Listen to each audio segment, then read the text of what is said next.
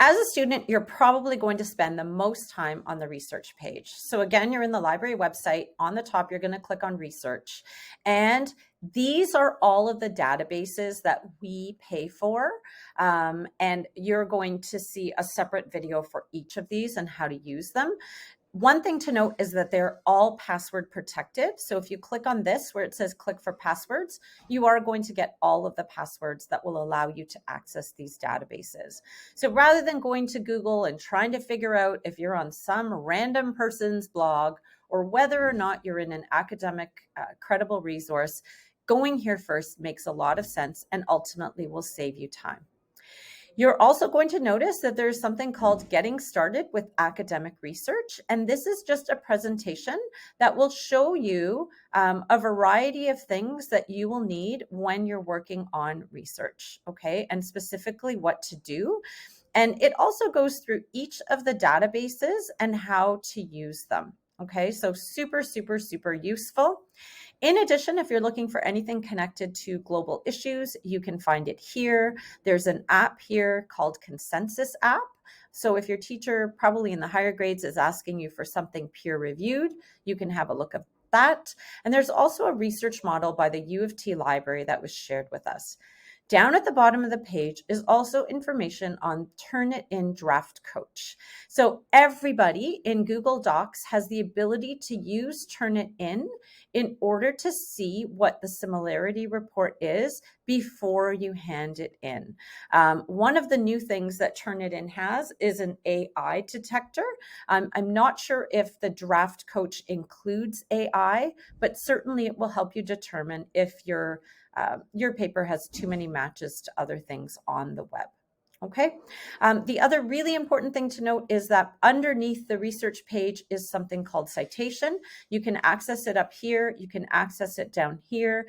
But this, when your teacher says it has to be in MLA or it has to be in APA or it has to be in Chicago, this is where you're going to go. Everything you need to know is here. This is a screencast of how to use the new Google tool for citation. So some of you go into EasyBib. Why bother when you could do it right within Google? The other thing I really find useful is the sample paper. So I mostly use MLA. When I click on the sample paper, it's actually going to bring me to something that shows me exactly what it's supposed to look like. So I'm a visual learner. This is showing me what it looks like to use an embedded citation. It shows me how my subtitles are supposed to look.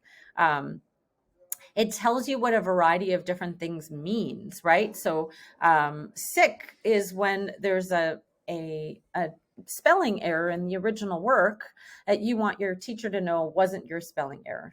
So many things you can learn. This is how you cite something. And then if you go down to the works cited, what I love about this is it shows me exactly what it's supposed to look like. And that's really important. And it tells you, right, that it should be in alphabetical order. If a source has more than 3 authors, what to do. Anyway, that's my favorite thing, the sample papers. You can find those there. There are also really important how to cite AI in MLA and how to cite AI in APA. And again, it's that Turnitin Draft Coach, which I think you would find useful. Embedded citations or in-text citation guidelines can be found here.